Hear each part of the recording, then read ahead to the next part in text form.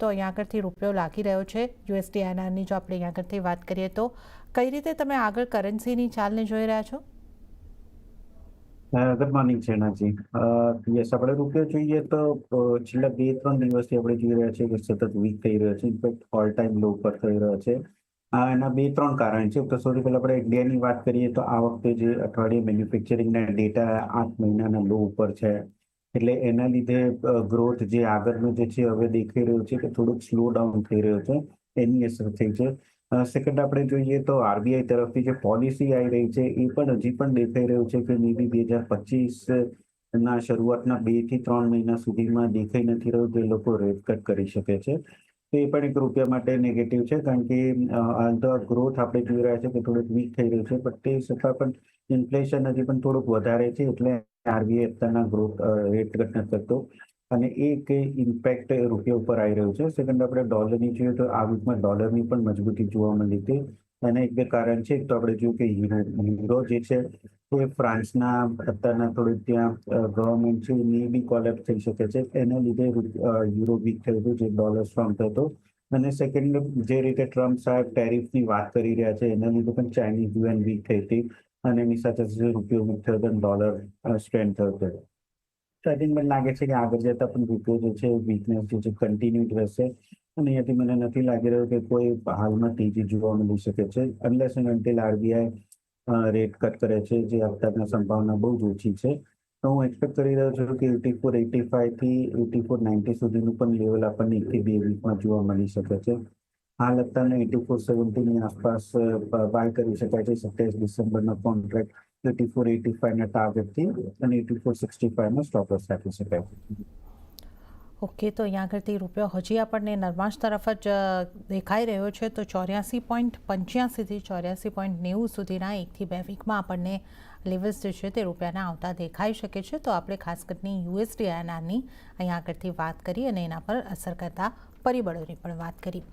હવે આપણે ક્રૂડના કારોબાર પર નજર કરી લઈશું. તો ક્રૂડમાં ગઈકાલે 2% તેજી આવી હતી અને તેજી બાદ બ્રેન્ટના ભાવ $74 પાર પણ પહોંચતા દેખાયા હતા. ગઈકાલે યુએસ દ્વારા ઈરાનની 35 જેટલી કંપની અને સંસ્થાઓ પર તેમજ તેમના વાહનો પર પ્રતિબંધ મૂકવામાં આવ્યા, જેના કારણે ફરી એક વખત ક્રૂડમાં ઉછાળો આવ્યો છે.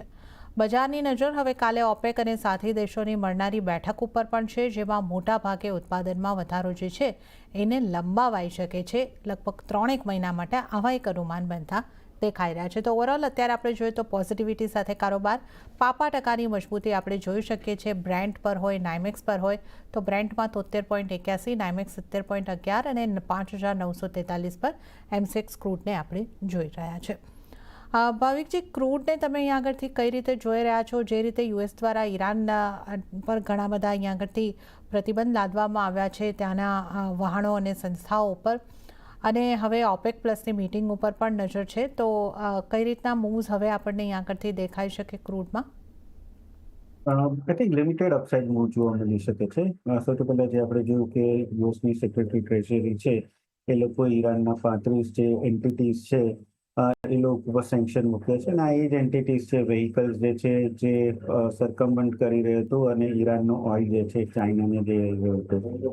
અને આઈ થિંક લિમિટેડ અપસાઇડ જ જોવા મળી શકે છે જે આપણે જોવા મળ્યું છે. અને સેકન્ડ એ છે કે કાલે જે ઓપેક પ્લસની બેઠક છે એમાં પણ માર્કેટે ડિસ્કાઉન્ટ કરી ચૂક્યું છે, એટલે કે ગઈકાલે આપણને નિયરલી 2%ની એક રેલી જોવા મળી હતી કે હવે આગળથી 3 મહિનાથી 6 મહિના જે છે ત્યાં સુધી પ્રોડક્શન એ લોકો વધારવાનું નથી. ઇનફેક્ટ સાઉદી અરેબિયા તો વિચારી રહ્યા છે કે 3 થી 6 મહિના વધારવાના નહીં અને પ્લસ થોડુંક વોલેન્ટરીલી પ્રોડક્શન કટ કરવાનું. બટ બીજા બધા ઓપેક મેમ્બર્સ જે છે એ લોકોને પ્રોડક્શન નવું કટ નથી કરવું.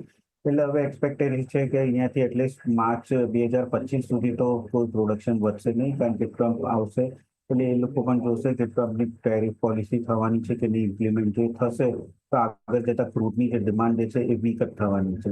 એટલે નેટ મને લાગે છે કે અત્યારના 57.50 થી 6,000ની રેન્જમાં જે ક્રૂડ અટક્યું છે આઈ થિંક એમાં જ અટકી શકે છે. લિમિટેડ અપસાઇડ જોવા મળી શકે છે. કાલનું ઓલરેડી જે ન્યૂઝ છે ઓલરેડી ડિસ્કાઉન્ટ થઈ ચૂક્યું છે, પણ હજી પણ વીક ડિમાન્ડ જે છે એના લીધે અપસાઇડ આઈ થિંક લિમિટેડ જ રહેશે. તો આજના દિવસમાં આઈ થિંક 5900ની આસપાસ 6,000ના ટાર્ગેટથી પર બાય કરી શકાય છે 50-50ના સ્ટોપ લોસથી. બટ 6100ની ઉપર સસ્ટેન કરવા માટે અત્યારના હાલ કોઈ સ્ટ્રોંગ ફંડામેન્ટલ દેખાઈ નથી રહ્યું. ઓકે, તો ક્રૂડમાં જે રેન્જ આપણે જોઈ રહ્યા છે 5750થી લઈને 6000ની એની વચ્ચે જ ક્રૂડ દેખાઈ શકે છે. તો આજના માટે એક લિમિટેડ અપસાઇડ માટે તમે બાય કરીને ચાલી શકો છો. 5900 સુધીના ટાર્ગેટ અને 5850નો સ્ટોપલોસ રાખીને તમે એક બાય તરફ લિમિટેડ અપસાઇડ માટે રહી શકો છો. તો આપણે ક્રૂડની